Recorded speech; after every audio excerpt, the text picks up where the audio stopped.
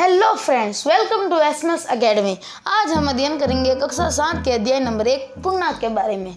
पूर्णांक की परिभाषा क्या है कि पूर्णांक संख्याओं का वह एक बड़ा समूह है, संग्रह है, जिसमें धनात्मक, ऋणात्मक और शून्य सम्मिलित होते हैं। अगर आपको ये परिभाषा समझ ना आई हो तो आप वीडियो को पॉज करके स्क्रीन पर लिखी हुई परिभाषा को नोट कर लीजिए। तो हम पूर्णांक के बारे में जानने से पहले हम संख्या के बारे में जानेंगे।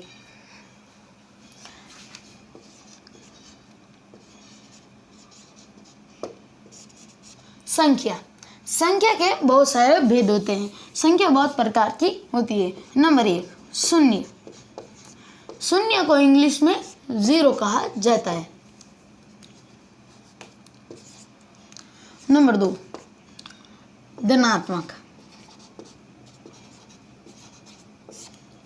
धनात्मक किसे कहा जाता है? धनात्मक वो संख्या होती है जिसमें प्लस लगता है। +1, +2, +3, +4 वगैरह वगैरह वगैरह सारी। नंबर 3 ऋणात्मक। ऋणात्मक संख्या कौन कौन सी होती है जिसमें माइनस लगता है? -1, -2, -3, -4 वगैरह वगैरह सारी। नंबर 4 सम संख्या। सम संख्या कौन सी होती है? सम संख्या वह होती है जिसमें 2 का भाग पूरी बार जाए, उसे सम संख्या कहते हैं। जैसे कि 2, 4, 6, 8, 10, 12, 14, 16, 18, 20 ये सारी। और इसमें ऋणात्मक और धनात्मक दोनों पाए जाते हैं।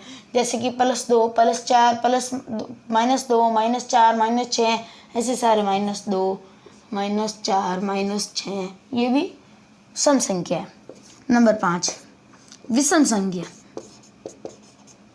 विषम संख्या कौन सी होती है जिसमें 2 का भाग पूरी बार ना जाए, वो विषम संख्या। जैसे कि 1, 3, 5, 7, 9 सारी। इसमें भी ऋणात्मक और धनात्मक दोनों पाए जाते हैं। नंबर 6 प्राकृतिक संख्या। प्राकृतिक संख्या कौन कौन सी है? जैसे हम गिनती बोलते हैं उसी तरह 1, 2, 3, 4, 5, 6, 7 ये सारी। इसमें जीरो नहीं होता है। नंबर 7 पूर्ण संख्या। पूर्ण संख्या कौन कौन सी होती है? पूर्ण संख्या में जीरो भी होता है। 0, 1, 2, 3, 4, 5, 6 ये सारी होती है पूर्ण संख्या। फिर नंबर 8 पूर्णांक, ये जो हम आज का पढ़ेंगे चैप्टर। पूर्णांक कौन कौन सी होती है? शून्य प्लस धनात्मक प्लस ऋणात्मक संख्याओं के सम्मिलित रूप को पूर्णांक कहा जाता है। या अगर यूं भी हम कह सकते हैं कि पूर्ण संख्या प्लस ऋणात्मक संख्याओं के सम्मिलित रूप को पूर्णांक कहा जाता है। जो -1, -2, 0, 1, 2, 3 ये प्लस के हैं सारे, ये सारी पूर्णांक संख्याएं हैं। इसके बाद हम पढ़ते हैं आरोही और अवरोही क्रम के बारे में।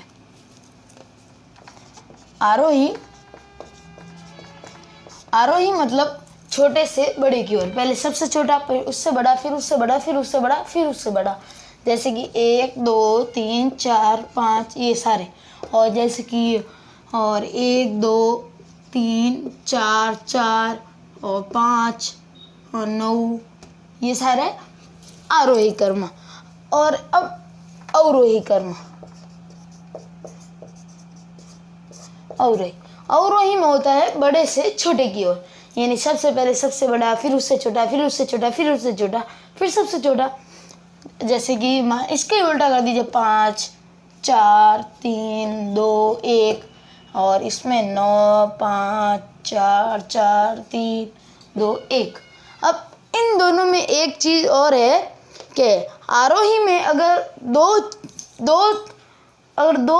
संख्याओं का अगर अंतर हो तो वो ये नेगेटिव आता है आरोही में, और या तो 0 आता है। जैसे कि मान लीजिए इन दोनों का अगर अंतर ले, जैसे 1 -2 बराबर -1, तो इन दोनों का अंतर क्या आया? -1।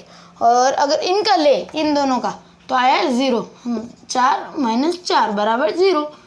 तो अगर आरोही में अगर दो संख्याओं का अगर अंतर ले तो हमेशा समान आता है, समान नहीं नेगेटिव आता है, या तो नेगेटिव या फिर 0। और अवरोही में अगर दो संख्याओं को ले तो पॉजिटिव। मान लीजिए जैसे 5 और 4 का -4 बराबर प्लस का 1। और अगर इन दोनों का ले, इन दोनों का 4 - 4 बराबर 0। अब इनमें इसमें तो पॉजिटिव, अवरोही में तो पॉजिटिव और एक आएगा 0। और इनमें एक और चीज़ है पैटर्न, वो आपको मैं समझा देता हूँ। पैटर्न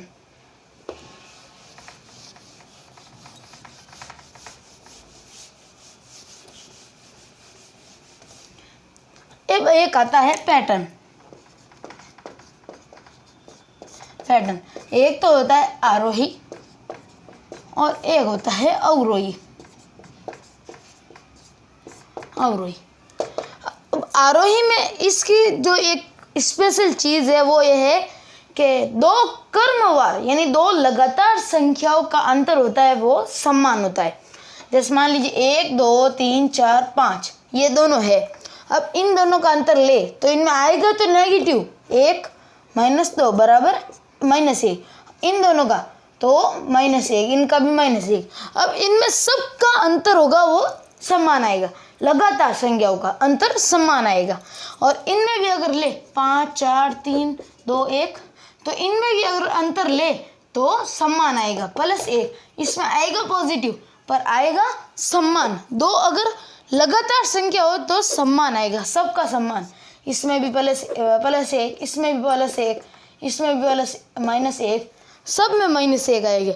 लेकिन इसमें ऐसा पैटर्न नहीं होता क्योंकि पैटर्न कभी ऐसा होता ही नहीं है, पैटर्न नहीं होता है। पर आरोही अवरोही क्रम में ऐसा होता है, लेकिन पैटर्न में हमेशा समान अंतर रहता है, इसलिए ये पैटर्न नहीं होगा। अब इसमें क्या चीज़ है कि इसमें सिर्फ इतना ही है कि समान होगा, सब अंतर समान होगा। आइए अब हमें पैटर्न के उदाहरण को समझते हैं जो कक्षा 7 की किताब गणित की किताब में आए हुए हैं। अब इसमें पहला पैटर्न है कि 7 3। अब इनके बीच में कितना गैप है? इनके बीच में 4 का अंतर है, 4 का अंतर।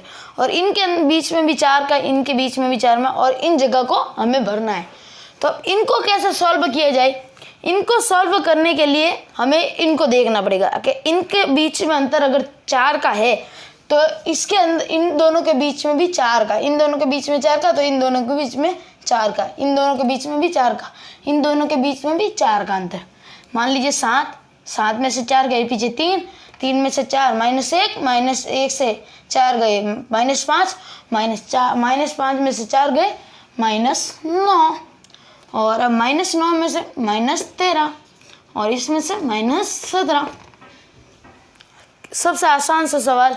अब इसमें 2 का अंतर है। अब -2 फिर -4 फिर -6 फिर -8 फिर -10 फिर -12 फिर -14।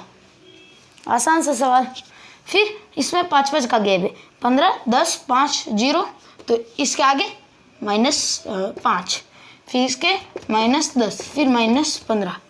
आसान सा सवाल। फिर -11 -8 -5 -2, इसमें 3 का गैप है, तो इसमें -1 फिर -4 फिर